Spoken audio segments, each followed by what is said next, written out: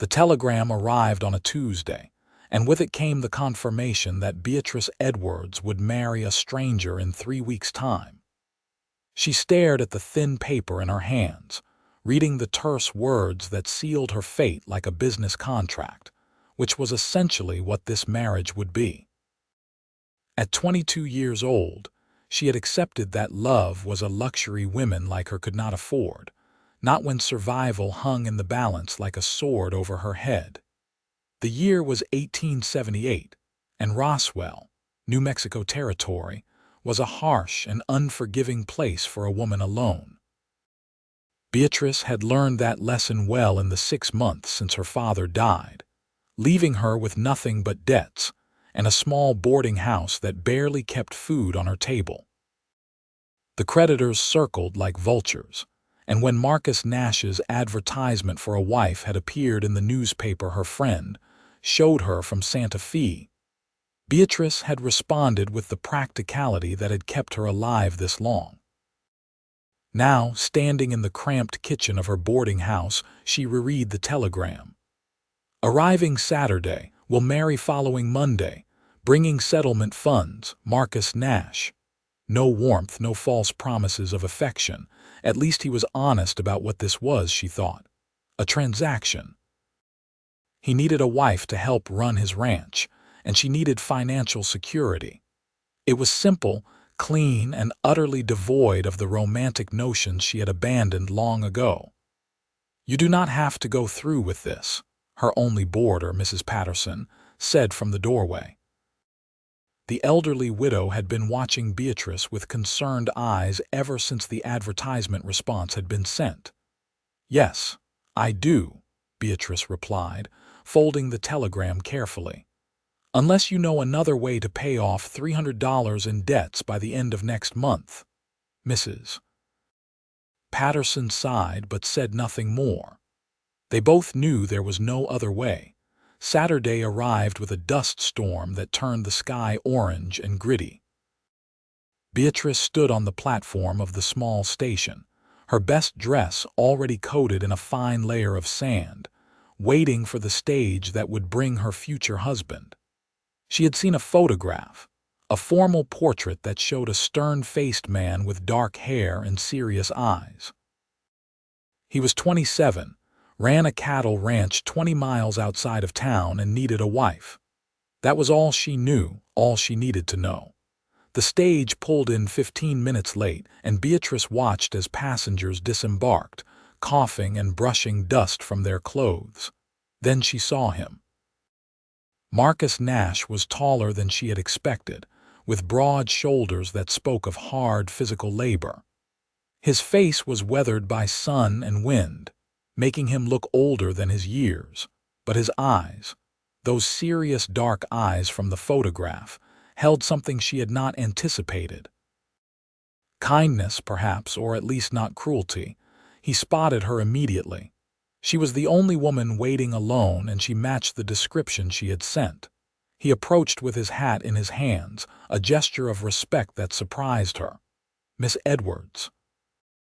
His voice was deep, rough from the dust, but not unpleasant. "Yes, Mr. Nash, I presume."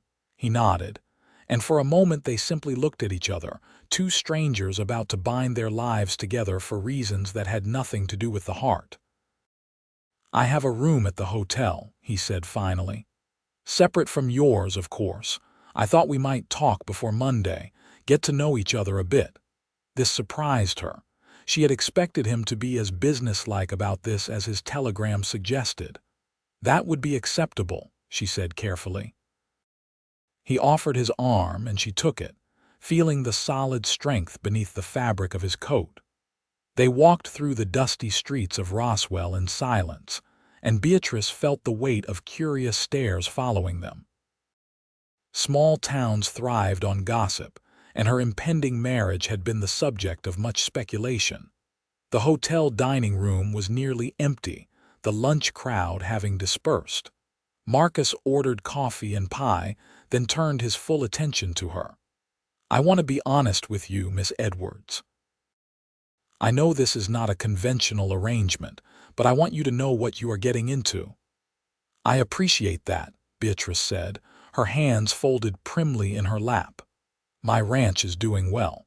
300 head of cattle, good water, decent grazing land. I have 4 men working for me, all respectable. You would have help with the housework. A Mexican woman named Rosa comes twice a week. You would want for nothing materially." "And what do you expect from me?" Beatrice asked, keeping her voice steady. Marcus looked down at his coffee. "Companionship. Help managing the household. Eventually, children, if God wills it. But I want you to understand something, Miss Edwards. I will never raise my hand to you. I will never deny you food or shelter or respect. What I offer may not be love, but it will be partnership." Beatrice felt something shift in her chest, a small crack in the wall she had built around herself. "Why did you not simply hire a housekeeper?" He smiled then, a small, sad expression. "I tried that. But out here, a man alone with a woman who is not his wife, it causes talk. It makes things difficult, and I suppose I am lonely. A housekeeper goes home at night. A wife is someone to share the evenings with, to talk to. I know that sounds foolish." "It does not," Beatrice said quietly. "I understand loneliness." They talked for 2 hours, and with each passing minute, Beatrice felt her apprehension ease slightly. Marcus was not an eloquent man, but he was honest and straightforward. He told her about his ranch, about how he had come to New Mexico territory 5 years ago with nothing and built something substantial. He told her about his family back in Missouri, parents who had died of fever, a sister married and living in St. Louis. In turn, Beatrice told him about her father, about the boarding house and the debts, about her own loneliness in a town that had not quite accepted a single woman trying to run a business alone. When they parted that evening, Marcus took her hand gently. "I will settle your debts before the wedding," he said. "Consider it done. You should not have that worry hanging over you." Beatrice felt tears prick her eyes, a weakness she quickly blinked away. "That is very generous." "It is practical," Marcus said, but his eyes were warm. "You will be my wife. Your burdens become mine." Monday morning dawned clear and bright, the dust storm having blown itself out over the weekend. Beatrice dressed in a simple blue dress, the best she owned, and pinned her dark hair up carefully. Mrs. Patterson fussed over her like a mother hen, pressing a small bouquet of wildflowers into her hands. "You look beautiful, dear," the older woman said, tears in her eyes. "It is just a formality," Beatrice said, but her hands trembled slightly as she accepted the flowers. The ceremony took place in the small church at the edge of town, witnessed by Mrs. Patterson, Marcus's ranch foreman, and a handful of curious townspeople. The minister was a jovial man who seemed determined to inject some joy into what was clearly a marriage of convenience. Beatrice spoke her vows in a clear voice, and when Marcus slipped a simple gold band onto her finger, she felt the weight of it like a shackle and a lifeline all at once. "You may kiss your bride," the minister said with a smile. Marcus looked at her questioningly, and Beatrice gave a small nod. His kiss was brief and chaste, a gentle press of lips that somehow felt more intimate than she had expected. When they parted, she saw something in his eyes that made her breath catch. Hope, perhaps, or the possibility of something more than a simple transaction. They had a quiet meal at the hotel, a wedding breakfast that felt both celebratory and strange. Then it was time to leave Roswell, to travel to the ranch that would now be her home. Marcus helped her into the wagon, his hand steady on her waist, and they set out across the open land. The journey took 3 hours, and Beatrice watched the landscape change from the scrub brush near town to rolling hills dotted with cattle. The sky was impossibly vast, a blue dome that seemed to go on forever, and despite her anxiety about her new life, she felt something stir in her chest. Freedom, perhaps, or at least the potential for it. The ranch house was larger than she had expected, a sturdy adobe structure with a wide porch and actual glass windows. Marcus helped her down from the wagon, and she saw him watching her face carefully, gauging her reaction. "It is not fancy, but it is solid," he said. "It is wonderful," Beatrice said honestly. Compared to her cramped rooms above the boarding house, it was a palace. He showed her through the house, pointing out the kitchen with its cast iron stove, the parlor with comfortable furniture, the bedroom. He paused at that doorway, and Beatrice felt her pulse quicken. "I will sleep in the spare room," Marcus said quietly. "Until you are comfortable. I meant what I said, Beatrice. I will not force anything upon you." She looked at him, this stranger who was now her husband, and felt that crack in her wall widen a bit more. "Thank you," she whispered. The first weeks of marriage fell into a comfortable rhythm. Beatrice rose early to prepare breakfast, finding that she actually enjoyed cooking in the spacious kitchen. Marcus and his men would eat quickly before heading out to work with the cattle, and Beatrice would spend her days cleaning, mending, and slowly making the house feel like a home. Rosa, the Mexican woman who came to help, was a godsend. She taught Beatrice how to make tortillas and beans the way the ranch hands liked them, how to preserve food in the hot climate, how to coax vegetables from the hard soil of the kitchen garden. She was a cheerful woman with 6 children of her own and a knowing look in her eyes when she watched Beatrice and Marcus together. "He is a good man, Senora," Rosa said one afternoon as they kneaded bread together. "Very lonely before you came." "We have an arrangement," Beatrice said carefully. "A partnership." Rosa laughed, a warm, rich sound. "See, that is what all good marriages are, but partnerships can grow into more, no?" Beatrice did not answer, but she thought about Rosa's words that evening as she sat on the porch with Marcus, watching the sunset paint the sky in shades of orange and pink. This had become their ritual, these quiet evenings where they would talk about their days, about nothing and everything. "I need to take some cattle to market next week," Marcus said, his chair tilted back against the wall. "I will be gone 3 days, maybe 4. Will you be all right here? The men will be around if you need anything." "I will be fine," Beatrice said. She had grown fond of the ranch, of the space and quiet. "Is it far, Las Cruces?" "Long drive, but the prices are better there." He paused. "I could take you with me if you wanted. You could see some of the territory." Beatrice considered this. Part of her wanted to stay in the safety of the ranch, but another part, a part she had thought long dead, was curious. "I would like that," she said. Marcus's smile was like sunshine breaking through clouds. "Good. I would like the company." They left on Monday, Marcus driving the wagon while his foreman and 2 other men herded the cattle. Beatrice sat beside her husband, watching the landscape roll past, and felt something unfamiliar bubbling up inside her. Joy, she realized with some surprise. She was actually happy. They talked as they traveled, and Beatrice found herself telling Marcus things she had never told anyone. About her mother, who had died when she was young. About her dreams of becoming a teacher before poverty had made such aspirations impossible. About the loneliness of the past year, trying to survive in a world that seemed designed to defeat single women. Marcus listened with attention, and in turn, he told her about his own struggles. About leaving Missouri with nothing but determination and $50 to his name. About the first winter on the ranch, when he had nearly frozen and starved, too proud to ask for help. About building something from nothing and wondering if it meant anything without someone to share it with. "Is that why you sent for a wife?" Beatrice asked. "Because you wanted someone to share it with." Marcus was quiet for a moment. "Partly. But also because I was tired of being alone, tired of eating supper by myself and having no one to talk to except the cattle and the horses." He glanced at her.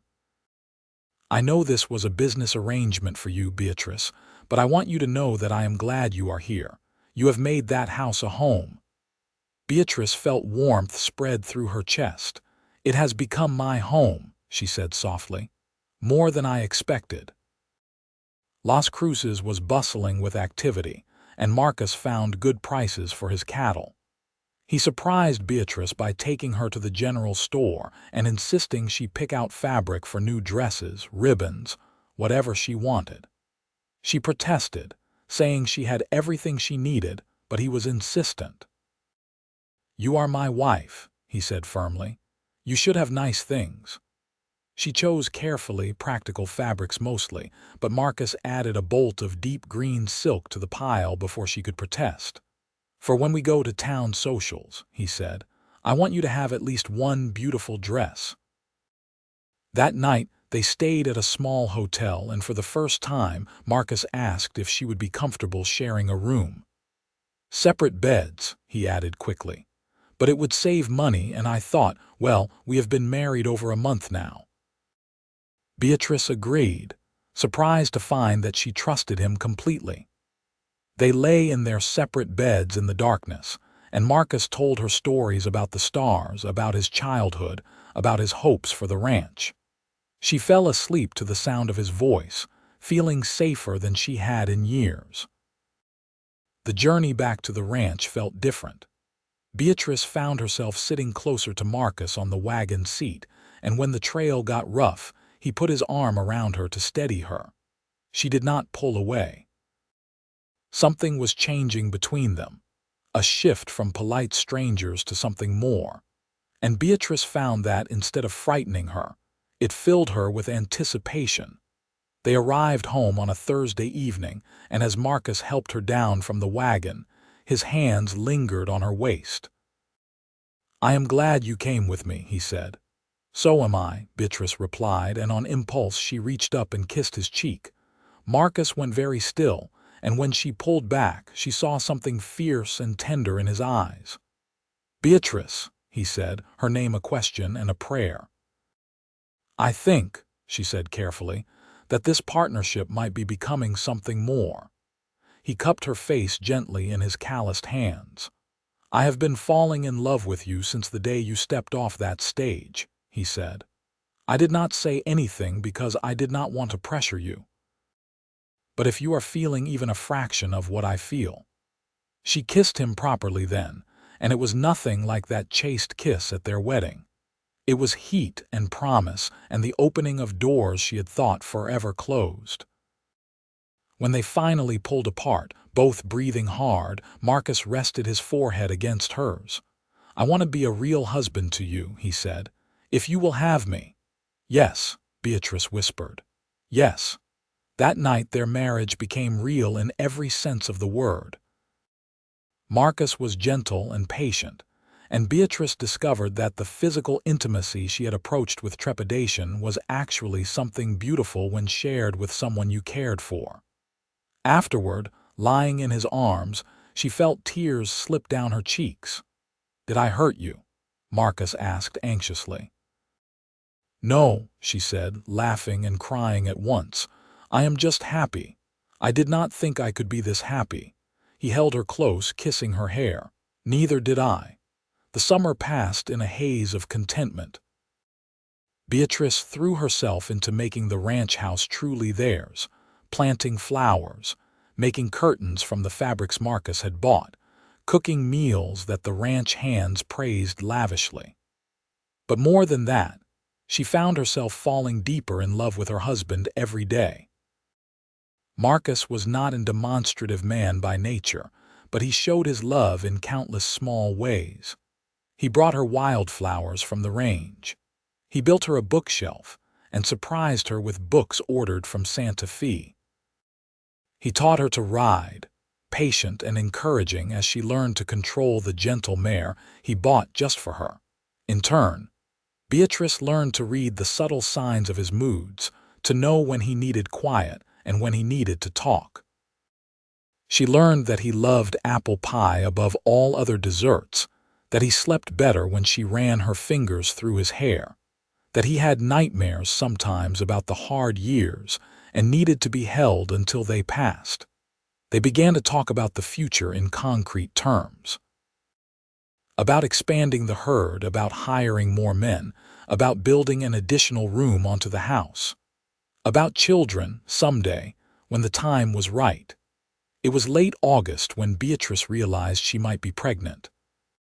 She said nothing at first, wanting to be sure, but when another month passed with the same signs, she knew. The thought filled her with terror and joy in equal measure. She had seen women die in childbirth, knew the risks. But she also knew that she wanted this, wanted to build a family with Marcus, wanted to see his child grow and thrive. She told him on a cool evening in early October, as they sat on the porch watching the sunset. "I have some news," she said, her voice trembling slightly. Marcus looked at her, concern immediate in his eyes. "What is wrong?" "Nothing is wrong, at least I do not think so. I am with child, Marcus." He went very still, his face unreadable. Then slowly a smile spread across his features, transforming him. "Truly?" "Yes. I am about 2 months along, I think. The baby should come in late April or early May." Marcus let out a whoop of joy that startled the horses in the nearby corral. He swept Beatrice into his arms, spinning her around until she laughed and begged him to stop. Then he set her down carefully, as if she were made of glass. "I am not fragile," she protested. "You are carrying my child," he said, wonder in his voice. "You are the most precious thing in the world to me." The next months were not easy. Beatrice suffered from sickness in the mornings, and Marcus fretted over her constantly. He insisted she rest, that she not overwork herself, until she finally had to tell him firmly that she was perfectly capable of kneading bread and mending shirts. "I am having a baby, not dying," she said. "Women have been doing this since the beginning of time." But she was touched by his concern, by the way he made sure she ate properly and got enough sleep. Rosa visited more frequently, bringing herbal teas and advice, telling Beatrice stories of her own 6 pregnancies to reassure her. Winter came, mild by some standards, but cold enough that Beatrice was grateful for the warm house and the body heat of her husband at night. She grew rounder, and Marcus seemed fascinated by the changes in her body. He would put his hand on her swelling belly and marvel at the life growing within. "Boy or girl, do you think?" he asked one night. "Does it matter? Not even a little bit. As long as you both come through healthy." He kissed her forehead. "I am going to be a father, I can hardly believe it." "You will be a wonderful father," Beatrice said with certainty. As winter gave way to spring, Beatrice found herself increasingly uncomfortable. The baby seemed to take up all the space inside her, making it hard to breathe, hard to sleep. Marcus arranged for the doctor from Roswell to come stay at the ranch as her time drew near, and Rosa moved into the spare room to help with the delivery. The baby came on a warm April night, arriving faster than anyone expected. Beatrice labored for 8 hours, and while the pain was intense, she had Marcus holding her hand, Rosa coaching her through each contraction, and the doctor monitoring everything carefully. When the baby finally emerged, wailing lustily, the doctor announced, "It is a boy, a healthy, strong boy." Marcus's face was wet with tears as he cut the cord and the doctor placed the baby, cleaned and wrapped in a soft blanket, into Beatrice's arms. She looked down at the tiny face, the dark hair, the eyes that seemed to look right into her soul, and fell in love all over again. "Hello, little one," she whispered. "He is perfect," Marcus said, his voice choked with emotion. "You are perfect. Thank you, Beatrice. Thank you for this gift." They named him Thomas after Marcus's father, and from the moment he entered the world, he changed everything. Marcus was a devoted father, rising in the night to walk the floor with his crying son, changing diapers without complaint, singing lullabies in his rough voice that somehow soothed the baby when nothing else would. Beatrice watched her husband with their son and felt her heart expand with love. This man, who had started as a stranger, who had offered her a business arrangement, had shown her what marriage could truly be. Not a transaction, but a transformation. He had transformed her from a desperate woman trying to survive into a wife, a mother, a partner in building something beautiful. As the months passed and Thomas grew, Beatrice thought often about that telegram, those terse words that had seemed to seal her fate. She had thought marriage would be a cold exchange, a practical arrangement to solve her problems. She had guarded her heart carefully, protecting herself from disappointment. But Marcus had gently, patiently, lovingly broken through every wall she had built. He had shown her that she was worthy of love, that she deserved tenderness and care. He had given her not just security, but a home, a family, a future filled with hope. One evening, when Thomas was about 6 months old, Beatrice sat on the porch with Marcus, the baby sleeping peacefully in her arms. The ranch hands had finished their work for the day, and smoke rose from the bunkhouse chimney. The cattle were settled for the night, and the sky was turning that particular shade of gold that meant sunset was approaching. "You remember what you said to me the first time we really talked?" Beatrice asked. Marcus thought back. "I said a lot of things. Which part?" "You said you could offer me partnership even if you could not offer love." He looked at her, waiting. "You were wrong," she said softly. "You offered me so much more than partnership. You gave me your whole heart. You transformed everything I thought I knew about marriage, about love, about what it means to truly share your life with someone." Marcus reached over and took her free hand, bringing it to his lips. "I was scared that day," he admitted. "Scared that you would see through me, that you would realize I was already half in love with you from your letters, from the photograph you sent. I tried to make it sound businesslike, because I thought that was what you wanted to hear. But Beatrice, I loved you before I ever met you, and I have fallen more deeply in love with you every single day since." "I thought I could keep my heart safe," Beatrice said, tears in her eyes. "I thought I could marry you and stay emotionally distant, protect myself from being hurt. But you made that impossible. You were so kind, so patient, so genuinely good that I could not help but love you."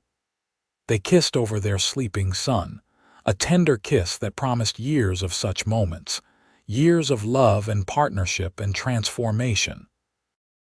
Thomas grew into a lively toddler, curious about everything and fearless in his explorations. Marcus would take him out to see the cattle, holding him carefully on his horse, teaching him about the ranch that would someday be his legacy. Beatrice would watch them ride off together, her heart full, already knowing that another child grew within her. She told Marcus about the second pregnancy on their third wedding anniversary, presenting him with a small pair of knitted booties. He had laughed and cried and thanked God for his blessings, and Beatrice had felt the same gratitude. For this life, this love, this family they were building together. Their daughter arrived the following spring, a tiny, delicate girl with Beatrice's dark eyes and Marcus's serious expression. They named her Caroline after Beatrice's mother, and Thomas was fascinated by his baby sister, wanting to help with everything. The ranch prospered. Marcus's hard work and careful management meant they could hire more men, expand the herd, make improvements to the house and outbuildings. But the prosperity felt meaningless compared to the wealth of love that filled their home. Beatrice thought often of the woman she had been, standing on that dusty platform in Roswell, waiting to marry a stranger. That woman had been afraid, hardened by loss, convinced that love was a luxury she could not afford. She had seen marriage as a transaction, a way to exchange her services for security. But Marcus had shown her the truth. Marriage was not about transactions. It was about transformation, about two people choosing each other every single day, about building something together that was greater than the sum of its parts. It was about late-night feedings and early morning coffee, about shared laughter and shared tears, about holding each other through the hard times and celebrating the good times. It was about partnership, yes, but partnership built on love and respect and genuine affection. It was about growing together, changing together, becoming better people because of each other.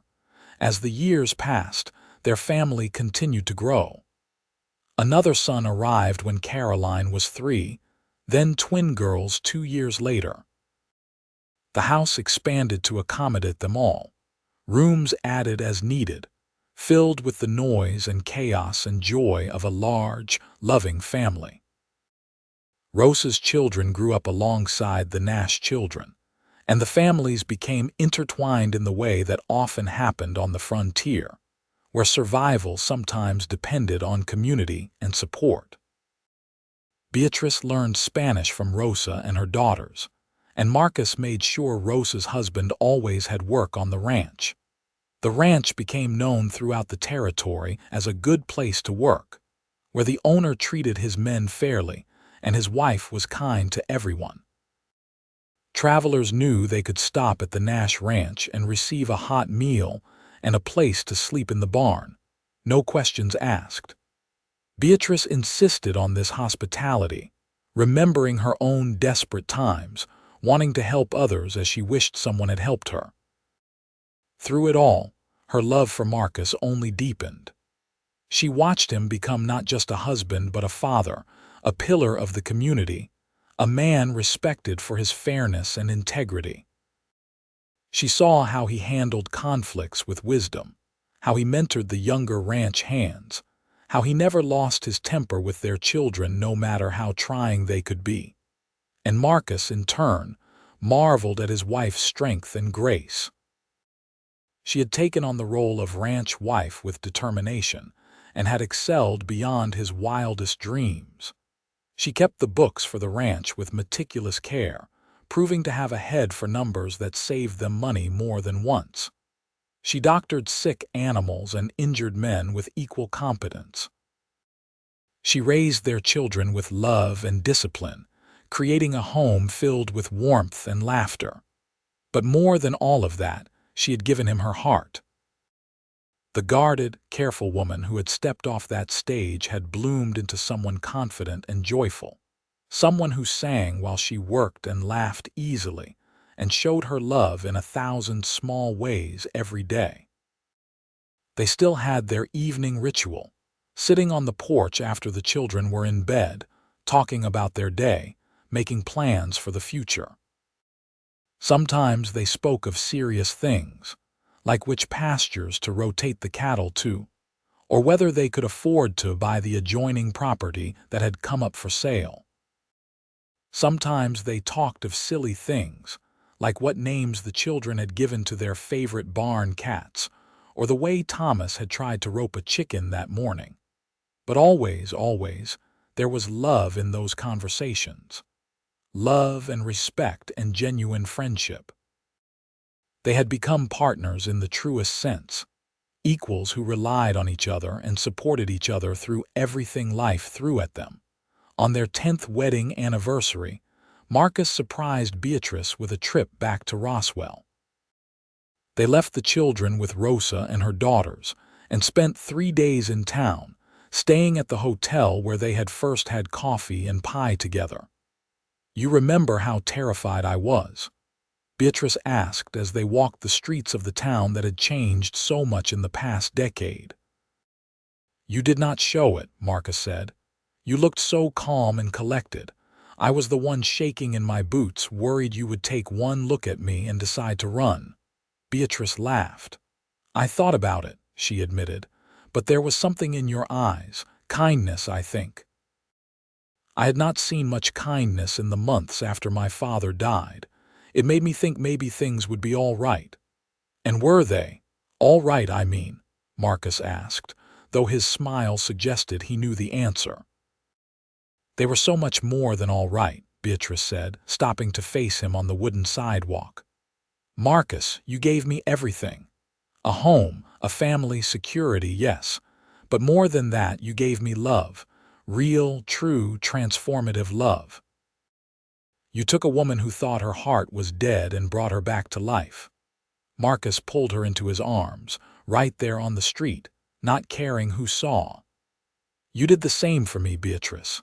I was just existing before you came, going through the motions, building something but not knowing why. You gave me purpose. You gave me a reason to work hard and plan for the future. You gave me a family, children I love more than life itself. You gave me joy. They renewed their vows in the same little church where they had married, with the same minister who remembered them. This time, though, the words were not a formality. They were a celebration of everything they had built together, a recommitment to continue building for all the years to come. The minister smiled as he pronounced them husband and wife again. You two give me hope, he said. In a hard land where so many marriages are just arrangements, you found real love. That is a rare and beautiful thing. As they left the church hand in hand, Beatrice thought about his words. Yes, they had started as an arrangement. She had thought of marriage as a transaction, a way to solve her problems and secure her future. But Marcus had shown her that marriage could be so much more. It could be transformation. A complete change, a metamorphosis from one state of being to another. She had been transformed from a scared, lonely woman into someone confident and loved. Marcus had been transformed from a lonely rancher into a devoted husband and father. Together, they had been transformed from strangers into partners, from partners into lovers, from lovers into the kind of deep, abiding companionship that sustained people through decades. They returned to the ranch to find chaos. Not bad chaos, but the joyful kind that came from 5 young children who had missed their parents and had so much to tell them.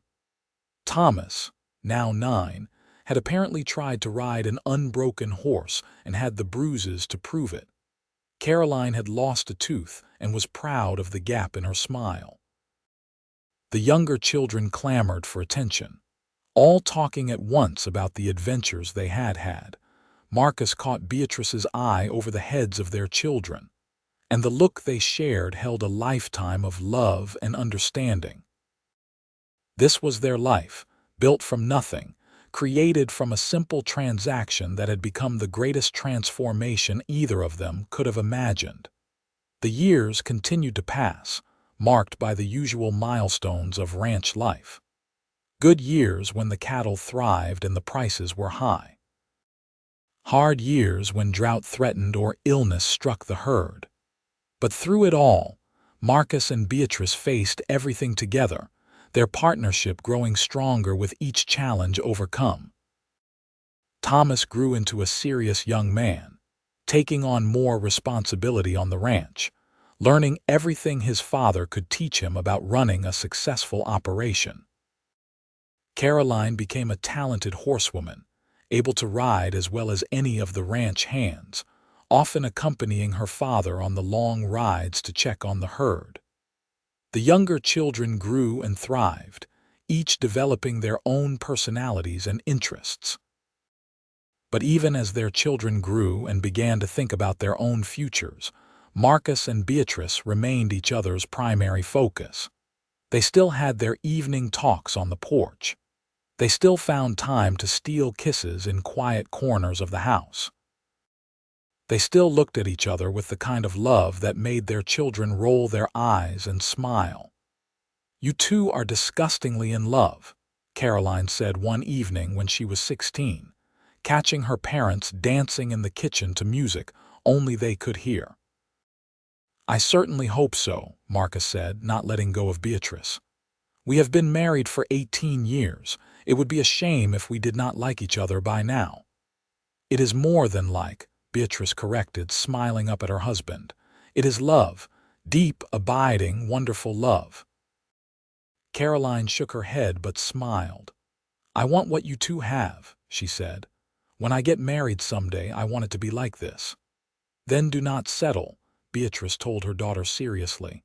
Find someone who respects you, who values you, who will be your partner in all things. Love can grow, but only if the foundation is strong. After Caroline left, Marcus held Beatrice close. Was our foundation strong? He asked quietly. We started with so little. We started with honesty and respect, Beatrice said. That was enough. Everything else grew from there. On their 20th anniversary, the entire family gathered for a celebration. Rosa and her family came, along with the ranch hands past and present, and neighbors from miles around. It was a testament to the life Marcus and Beatrice had built, to the community they had created, to the love they had shared not just with each other but with everyone around them.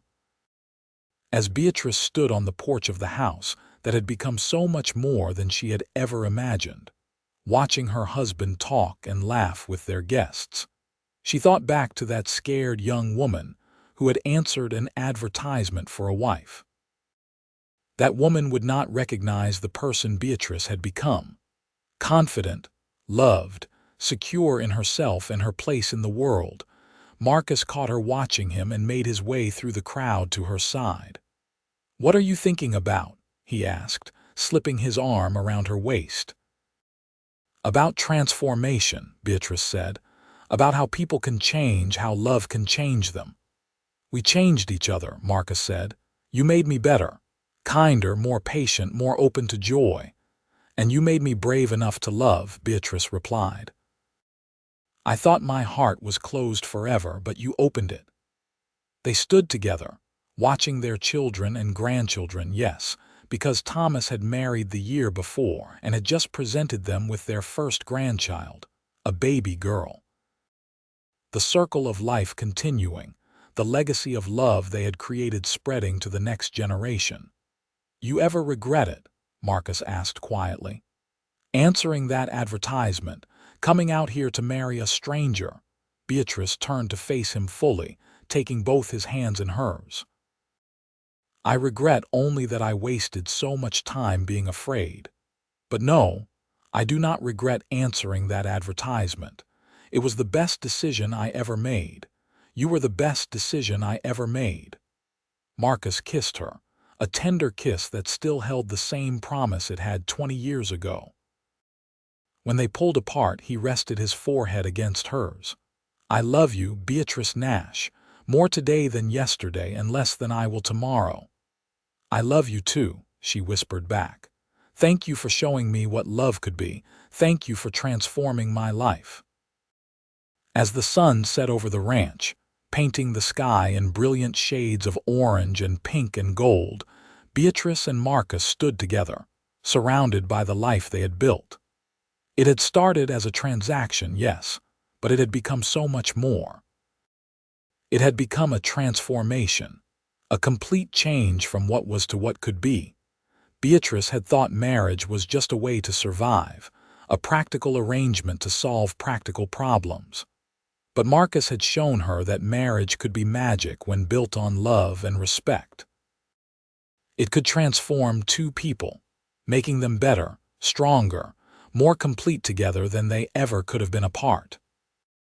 And as they walked into the house together, hand in hand as they had done for 20 years and would do for all the years to come, Beatrice knew that she had found what so many people searched for their entire lives.